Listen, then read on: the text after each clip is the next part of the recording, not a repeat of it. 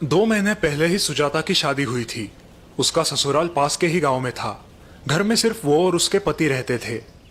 मैं अकेले दिन भर काम करती हूँ और ये आराम से आके खाना खाने बैठ जाते हैं। कपड़े धोने नदी पे जाओ, पानी भरो, चूल्हा चक्का, बस इसी में मेरी जिंदगी बीतने वाली है। मेरा सारा सिलाई कढ़ाई का हुनर मिट्टी में मिलने वाला है। तभी परेश उठ जाता है। खेतों में काम करके उसका बदन दर्द कर रहा है। हाँ, सुजाता, अदरक डाल के गर्मा गर्म चाय बना देना जरा। हाँ हाँ, क्यों नहीं। भगवान ने मुझे 4 हाथ जो दिए हैं। क्या हुआ, तुम ऐसे क्यों बात कर रही हो? जैसे कि तुमको जानते ही नहीं। सुजाता का मूड आज बहुत ही उखड़ा हुआ था। उसे ऐसा लग रहा था कि उसके पति उसकी कोई चिंता नहीं करते।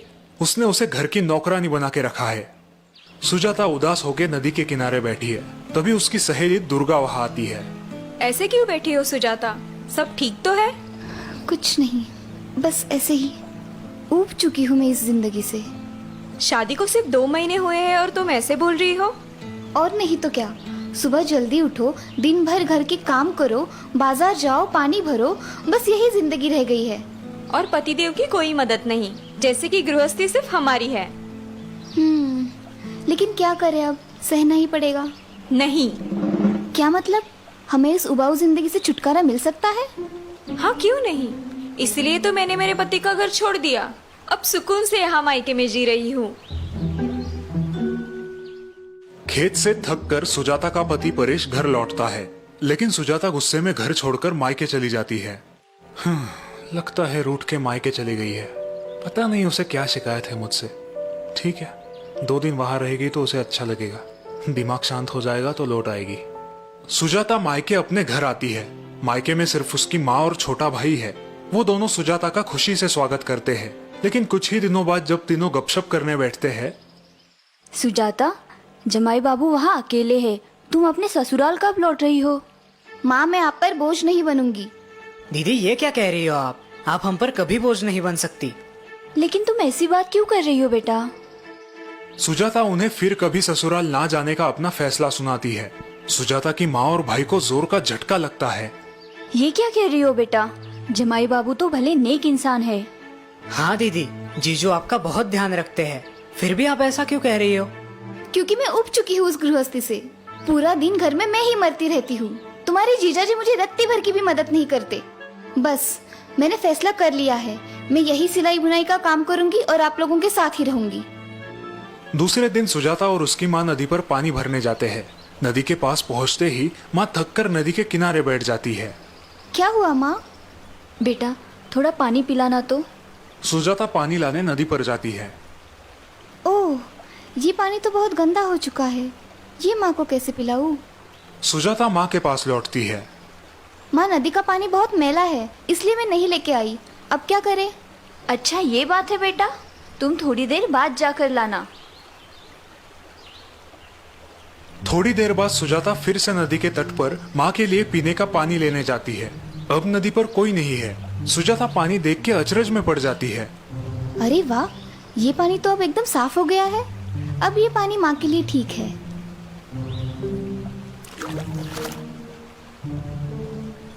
माँ, नदी का पानी बिल्कुल साफ है। ये कैसे हुआ? हमने तो कुछ नहीं किया। क्योंकि उसमें जमा मिट्टी और गंदगी नीचे बैठ गई है और बिना कुछ किए हमें साफ पानी मिल गया। बेटा, जीवन भी ऐसे ही होता है। कभी कभी हम जल्दबाजी में, गुस्से में होते हैं और तब हमारे दिल और दिमाग की अवस्था भी गंदगी भरे नदी के पानी जैसी होती है। सुजाता माँ की बात समझने की कोशिश कर रही है।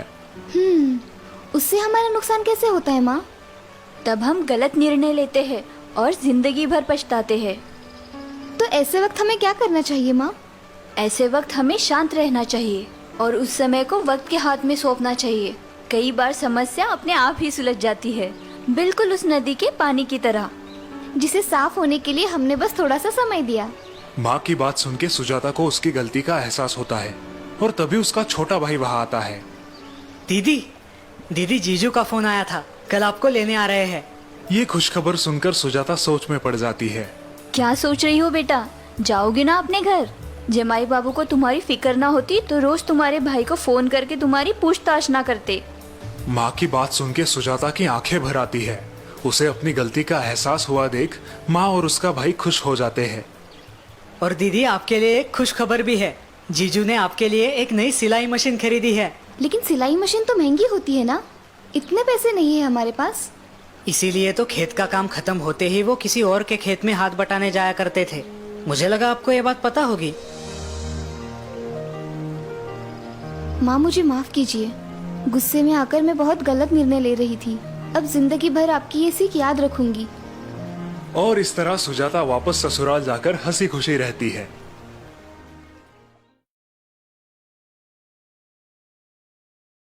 गिरधरी लाल, जो एक माध्यमिक स्कूल के प्रिंसिपल थे, अब रिटायर हो चुके थे। उनके इकलौते बेटे तुषार की कुछ ही महीनों पहले शादी हुई थी और वो एक अच्छी जॉब भी कर रहा था। पिताजी, आपको बाजार से कुछ मंगवाना है तो बताइए, मैं शाम को ऑफिस से आते वक्त ले आऊंगा। नहीं बेटा, दवाइयाँ कल बहू ने ला दी है। बाकी एक दो नए पौधे गार्डन में लगाने थे, वो मैं खुद नर्सरी से ले आऊंगा। जी पिताजी। गिरधरी लाल की रिटायर्ड लाइफ अच्छी गुजर रही थी।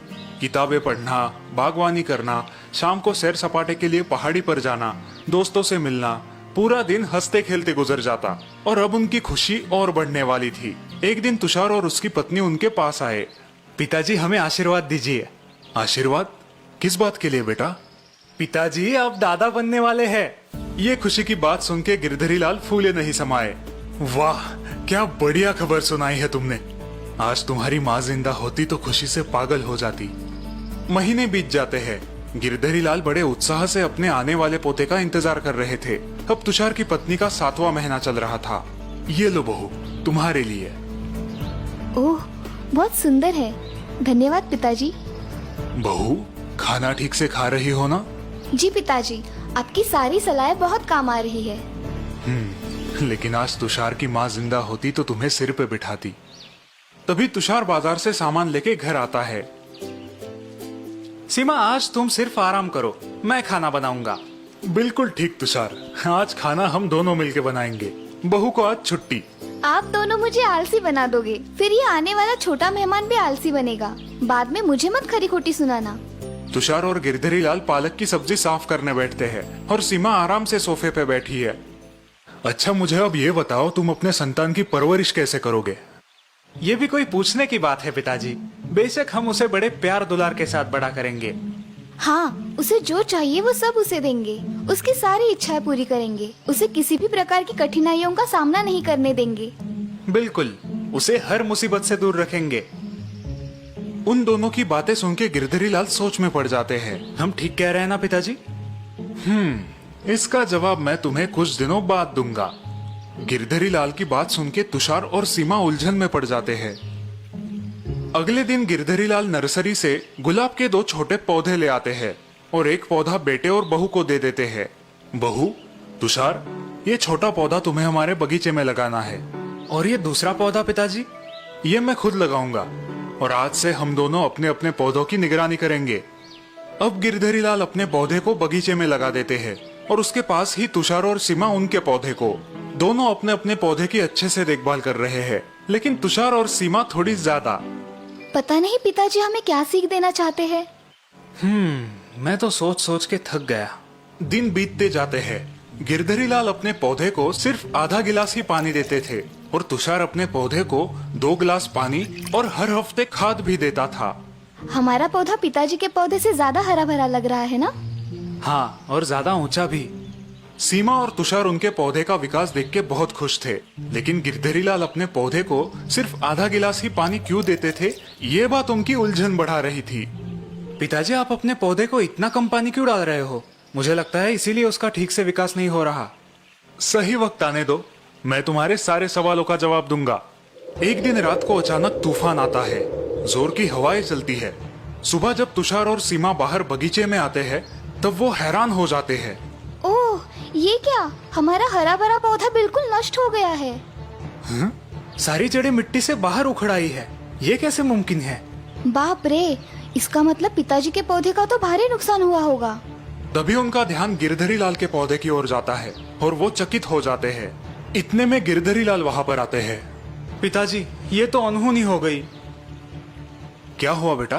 पिताजी, हमारा पौधा कल रात के तूफान में पूरा नष्ट हो गया है। अच्छा, ये तो बहुत बुरा हुआ। लेकिन पिताजी, आपका पौधा बिल्कुल टकाटक है। आप ना तो उसे खाद डालते थे और ना ही बहुत सारा पानी देते थे। और हमने इतनी सावधानी से उसकी देखभाल की, फिर भी वो इस तूफान में टिक नहीं पाया। ऐसा क्यों? वो इसलिए क्योंकि तुम्हारे जरूरत से ज्यादा देखभाल ने उसकी मजबूत बनने की नैसर्गिक क्षमता को मार डाला। तुषार और सीमा अभी भी उलझन में है। हम कुछ समझे नहीं पिताजी। समझाता हूँ। जब मैं मेरे पौधे को सिर्फ जरूरत के अनुसार आधा ग्लास पानी दे रहा था, तब पौधा अपनी बढ़ती हुई जरूरत पूरा करने के लिए खुद की जड़ों को जमीन के अंदर फैला रहा था और आसपास के मिट्टी से पानी प्राप्त कर रहा था। इसी वजह से उसकी जड़ों ने जमीन में अच्छे से पकड़ जमा ली। इस कारण कल रात के तूफान का इस पौधे ने डट के सामना किया। और हमारा पौधा क्यों नहीं कर पाया? वो इसलिए क्योंकि तुम्हारी ज्यादा देखभाल ने उसकी परिस्थिति से मुकाबला करने की क्षमता नष्ट कर दी। तुम्हारे पौधे को जरूरत से ज्यादा पानी, पोषण मूल्य आराम से मिल रहे थे, इसीलिए उसने मिट्टी के अंदर घुसने की कोशिश ही नहीं की। और इसीलिए उसकी जड़ें जमीन में पक्की पकड़ न कर पाई और पौधा कल के तूफान का सामना न कर सका। बिल्कुल सही। लेकिन आप हमें इस अनुभव से क्या सीख देना चाहते हैं? हमारी संतान भी इसी पौधे की तरह होती है। उनकी बढ़ती उम्र में अगर उन्हें जरूरत से ज्यादा लाड़ प्यार और देखभाल मिले तो उनकी कठिन परिस्थितियों से लड़ने की क्षमता विकसित नहीं होती। और जिंदगी में उन्हें संकटों का सामना करना मुश्किल होता है। एकदम सही। आई बात समझ में। थैंक यू पिताजी, हम आपकी सलाह याद रखेंगे।